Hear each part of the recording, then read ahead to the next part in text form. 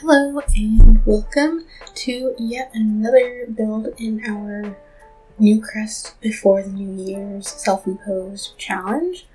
This is going to be a 3-bedroom, 2-bathroom starter home. It's right next to the old starter home, and the idea with it and with everything in this in this new Newcrest is really to have everything seem cohesive. So for this particular starter, I went with the same brick and siding as I did for the previous starter.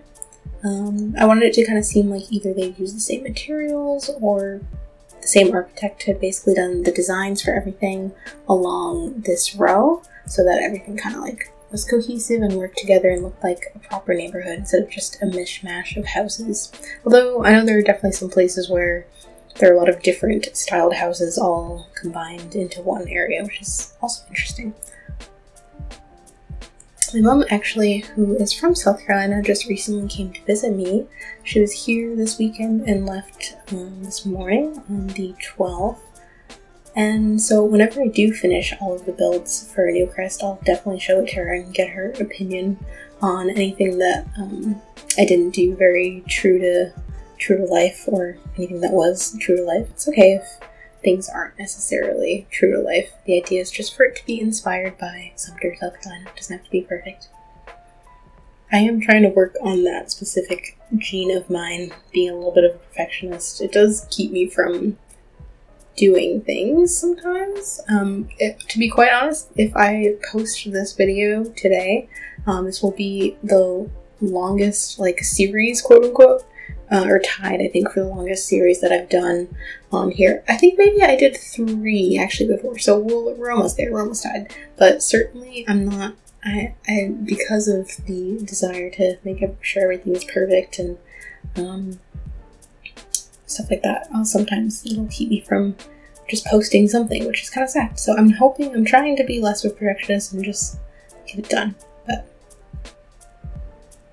that's an interesting trait, actually. I've been, a stretch goal of mine, if I do get all of these new Newcrest builds posted and completed before the new year, stretch goal of mine would be to actually start playing and start a legacy inside of this world in the new year, so 2024.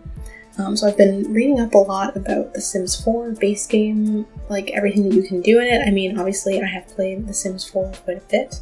I think I have over 11,000 hours now. Definitely over 10,000. I remember when I got over 10,000. But yeah, I played quite a bit of The Sims 4, but I don't know that I've done absolutely everything that there is to do in the base game, at least not without cheats. I definitely have never made a plant sim, for instance. So that's something that I might consider doing as part of the legacy. But I've been just trying to go through everything that's possible within the base game to sort of maximize the legacy, since I know that, it can feel a little bit limiting to play with just the base game sometimes. But yeah, one of the things that I wanted to do, I guess, for my challenge and for gameplay rules in general for myself, was that I wanted to have a self-enforced rule that all of my Sims have to have at least one negative, and I'm putting negative in air quotes, trait. So I was sort of going through all of the base game traits and trying to understand exactly what effects they all have to categorize them as being okay, this is helpful or harmful to gameplay, kind of, or makes it more challenging. And the perfectionist one is actually a pretty interesting one, and I at least relate to it and think that it's pretty accurate of people in real life as well, in that your Sims will spend a longer time working on anything that's craftable or creatable. I think cooking as well, I'm not sure about that, but definitely craftable things. And but at the same time they'll deliver higher quality work. So it'll take longer, but it'll be higher quality, which I think / hope is the case for me, as far as the higher quality bit at least. And then they'll also get a negative moodlet, they'll get sad or something if they make a low quality thing, which is definitely the case for me. So I've been trying to figure out whether I should classify that one as a positive or a negative trait. So the jury still don't know, but we'll see. I'm thinking since it has a negative side effect that I can classify it as negative. But maybe that's like one of those like interview questions where they're like, tell us what your worst trait is about yourself. And you're like, I'm a perfectionist.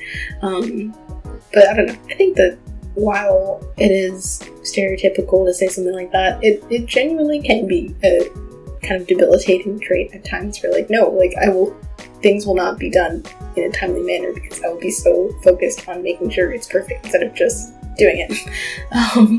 So I don't know. Along those lines, I've been thinking about some other rules for the challenge and trying to, Sims 2 is of course my favorite of all of the Sims games, but trying to take aspects of the Sims 2 gameplay and like readapt them into the Sims 4 rather than just like copying them over, I guess, if that makes sense, because I don't think that works quite as well. And I'll give you an example. So, for instance, in The Sims 2, if you didn't know, you're able to get a newspaper every day. And I know that, print is unfortunately a dying media these days. Everyone has everything on their phones or their computers. And as part of the newspaper, you can look for a job because there'll be like, the idea is that jobs are posted in the newspaper, in like the aughts still, when The Sims 2 came out. Or maybe The Sims 2 came out in the 90s, but either way. But now, of course, in The Sims 4, when you try to look for a job, you do so using your phone or a computer, and you have all of the different jobs available to you. And in The Sims 2, you only had 3 jobs per day if it was in the newspaper, and 5 jobs per day if you were using a computer. So I like the idea of that limitation. It makes things a little bit more interesting. So I wanted to include something kind of like that in The Sims 4, but there is no newspaper, and I didn't want to just arbitrarily, have whoever's playing like roll a dice on which careers are available or anything like that. And so I kind of thought about like, what is the equivalent now to how people get jobs? And I think there's a lot more to do with like connections, like just like networking and word of mouth and discovering like what's available or knowing someone who's in a specific industry. And so I'm going to include a rule, and I haven't thought it out all the way through, but for now the rule is that if your sim wants to get not a part-time job, they have to know someone in that career track. So they have to like go out and like meet someone in the career track that they're interested in applying to a job to. So yeah, something like that. But I didn't really talk a whole lot about the video. I hope that you enjoyed it. I'll see you in a bit whenever we go on the next build. Alright, bye everyone. Thanks for watching.